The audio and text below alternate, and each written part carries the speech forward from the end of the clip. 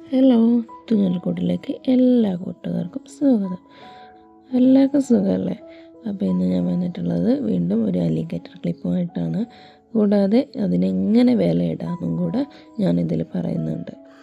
അപ്പോൾ ഇത് ഈ ഒരു സ്റ്റോൺസ് വെച്ചിട്ടാണ് അലിഗേറ്റർ ക്ലിപ്പ് ചെയ്യാൻ പോകുന്നത്.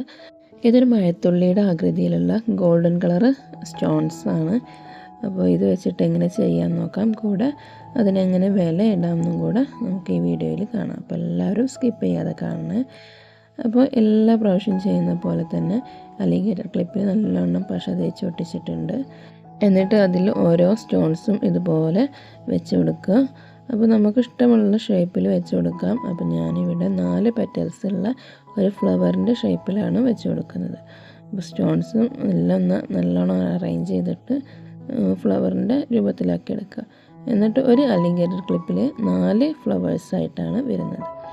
അപ്പോൾ നമുക്കതിന് എങ്ങനെ വില ഇടാൻ നോക്കാം. അപ്പോൾ ഞാൻ വില ഇടുന്നത് എങ്ങനെയെന്ന് വെച്ചാൽ, നമ്മൾ അലിഗേറ്റർ ക്ലിപ്പിൻ്റെ റൈറ്റ് അത് കൂട്ടും. അതുപോലെ അതിൽ ഉപയോഗിച്ചിരിക്കുന്ന മെറ്റീരിയൽസ്, ബാക്കി മെറ്റീരിയൽസ് ഇതിലിപ്പോൾ സ്റ്റോൺസാണ് ഉപയോഗിച്ചിട്ടുള്ളത്.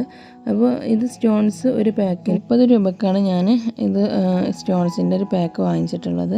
അതുപോലെ തന്നെ ഈ അലിഗേറ്റർ ക്ലിപ്പിന് 10 രൂപയാണ്. അപ്പോൾ ഇപ്പോൾ അതിലും കുറഞ്ഞൊക്കെ അലിഗേറ്റർ ക്ലിപ്പ് കിട്ടാനുണ്ട്. അപ്പോൾ ഞാൻ വാങ്ങിച്ച സമയത്ത് 10 രൂപയായിരുന്നു. ഇപ്പോൾ ബൾക്കായിട്ട് വാങ്ങിക്കുന്നവർക്കൊക്കെ അതിലും കുറഞ്ഞ 5 രൂപ 3 രൂപ റേറ്റിനൊക്കെ അലിഗേറ്റർ ക്ലിപ്പ് കിട്ടുന്നുണ്ട്, സൈസിനനുസരിച്ചിട്ട്. അപ്പോൾ അങ്ങനെ കിട്ടുന്നവർ അതിനനുസരിച്ച് റേറ്റ് ഇടുക. അപ്പോൾ ഞാൻ ഈ ഒരു അലിഗേറ്റർ ക്ലിപ്പിന് 10 രൂപ വെച്ചിട്ടാണ് ഒരു അലിഗേറ്ററിന് റേറ്റ് ഇടുന്നത്. എന്നിട്ട് പിന്നെ ആ ഒരു സ്റ്റോൺസിന് ഒരു 3 രൂപ അല്ലെങ്കിൽ 4 രൂപ വെച്ചിട്ട് അതിന് സ്റ്റോൺസിന് വേണമെങ്കിൽ നമുക്ക് റേറ്റ് ഇതാക്കാം. അതുപോലെ പശ പോലുള്ള സാധനങ്ങൾ വരുന്നുണ്ട്, നമ്മുടെ എഫേർട്ടും എല്ലാം കൂടെ കൂട്ടിയിട്ട് ഒരു 15 രൂപ നമുക്ക് ഒരു അലിഗേറ്ററിൽ റേറ്റ് ഇടാൻ പറ്റും. അപ്പോൾ അതുപോലെ പെയറിന് കൊടുക്കുകയാണെന്നുണ്ടെങ്കിൽ ഇതിന് 30 രൂപ വെച്ച് വാങ്ങാൻ പറ്റും. അങ്ങനെയാണ് റേറ്റ് ഇടേണ്ടത്. അപ്പം നമുക്ക് കിട്ടുന്ന മെറ്റീരിയൽസിനനുസരിച്ചിട്ടാണ് റേറ്റ് ഇടുക. അതുപോലെ ഒരു പ്രൊഡക്റ്റ് എടുക്കാൻ എത്ര സമയം എടുക്കും, ചില പ്രൊഡക്റ്റിന് നമുക്ക് ക്ലിപ്പ് ഉണ്ടാക്കാനും നമുക്ക് 1 മണിക്കൂർ 2 മണിക്കൂർ എഫേർട്ട് എടുക്കേണ്ടി വരും. അല്ലെങ്കിൽ ചിലത് നമുക്ക് 5 മിനിറ്റ് കൊണ്ട് തന്നെ ചെയ്തെടുക്കാൻ പറ്റുന്ന ക്ലിപ്പുകളും ഉണ്ട്. അപ്പോൾ അതിനനുസരിച്ച് അപ്പോൾ 1 മണിക്കൂർ ചെയ്തെടുക്കുന്ന ആ ഒരു ക്ലിപ്പിന് നമുക്ക് റേറ്റ് കൂട്ടി പറയാം. അതുപോലെ 5 മിനിറ്റ് ചെയ്തെടുക്കുന്നതിന് നമുക്ക് ഒരു 15 രൂപ അല്ലെങ്കിൽ ഒരു 10 രൂപ ഒക്കെ വെച്ചിട്ട് നമുക്ക് വാങ്ങിയെടുക്കാം. അപ്പോൾ അങ്ങനെയാണ് റേറ്റ് ഇടേണ്ട രീതി. അത് ഏതൊരു പ്രൊഡക്റ്റ് ആണെങ്കിലും അങ്ങനെയാണ് നമുക്ക് ചെയ്തെടുക്കുക.